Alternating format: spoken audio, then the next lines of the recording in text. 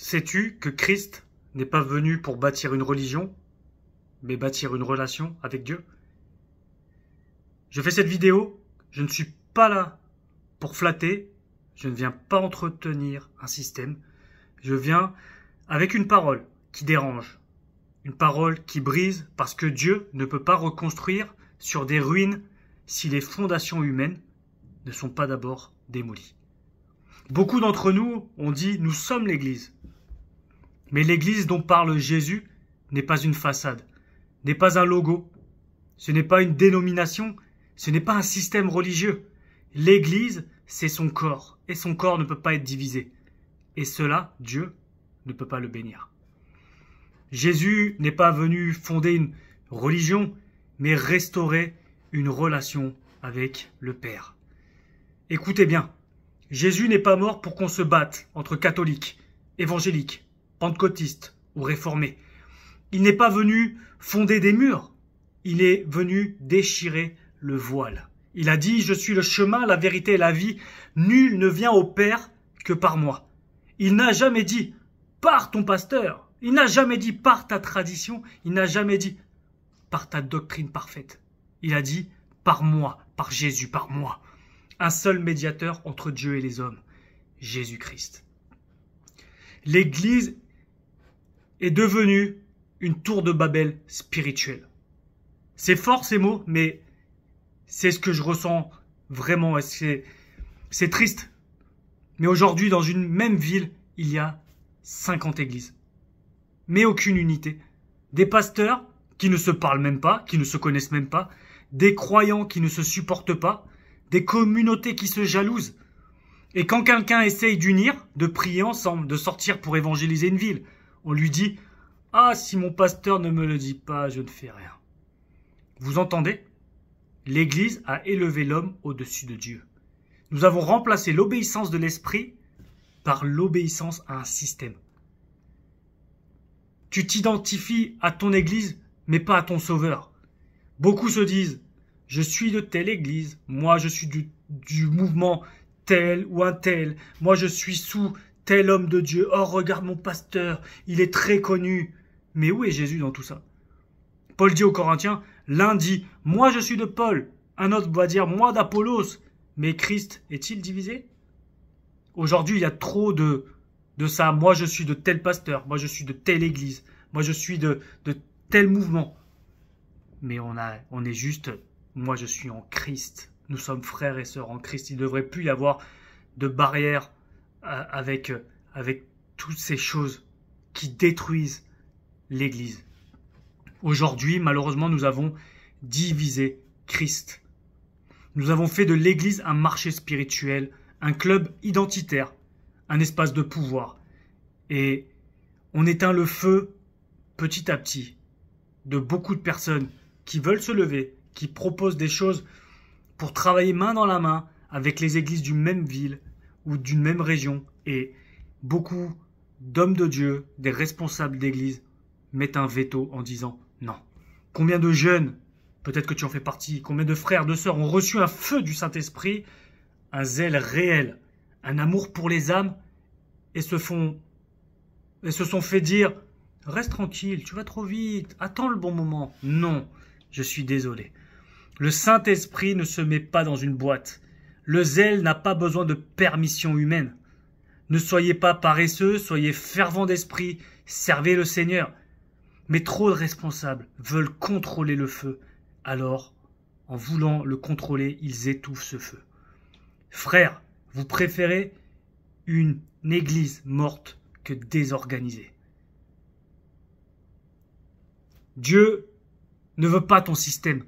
Il veut ton cœur. Tu peux avoir une grande église. Tu peux avoir une belle chorale. Tu peux avoir un agenda rempli. Mais si ton cœur n'est pas soumis à Christ, tu n'es qu'un religieux.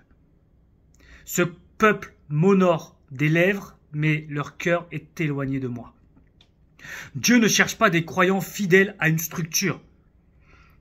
Il cherche des disciples brûlants, remplis d'amour, libres en Christ.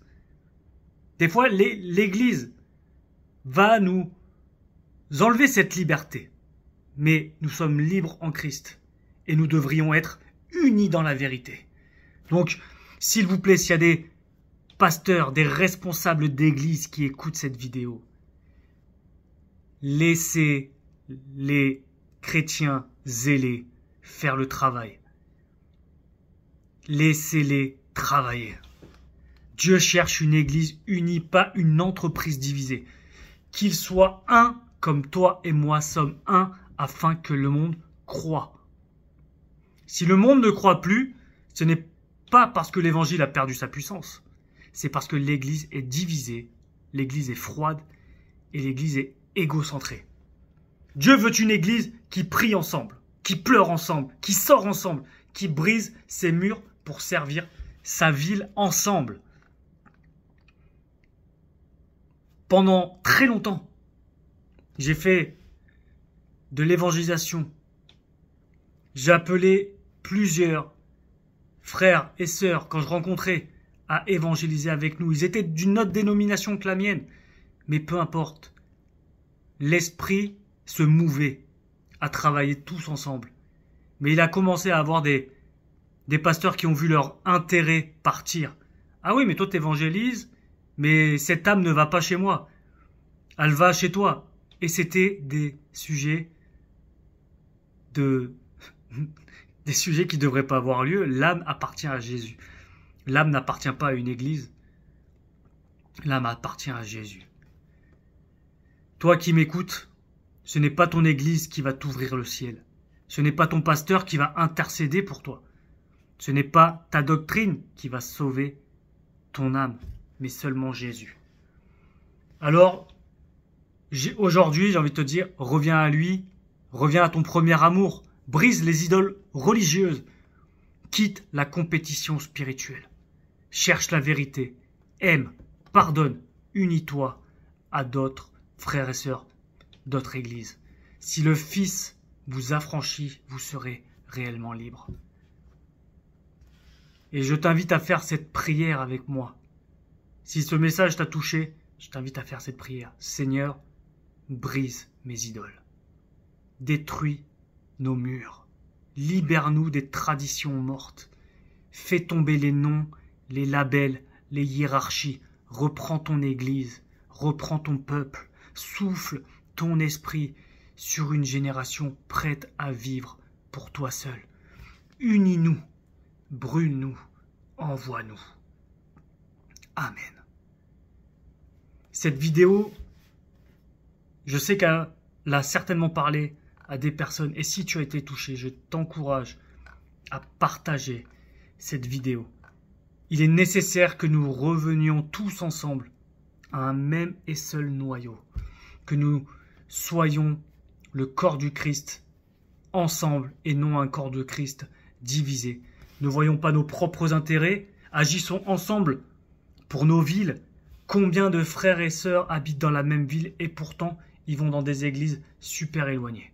Tout ça parce qu'ils ont ce besoin de communauté, ils ont besoin de se sentir à un endroit qu'ils connaissent depuis longtemps, peut-être par tradition, peut-être par je ne sais pas.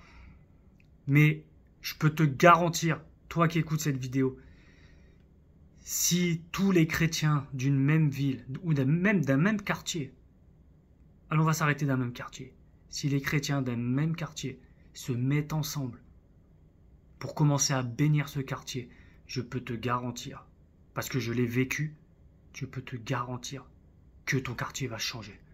Là où il y a peut-être de la prostitution, de la vente de drogue, peut-être qu'il y a des familles qui ça va mal, il y a beaucoup de divorces, je peux te garantir que si tu commences à prier pour ton quartier, à prier pour ta ville, les autorités de ta ville, si tu commences à travailler main dans la main avec tes frères et sœurs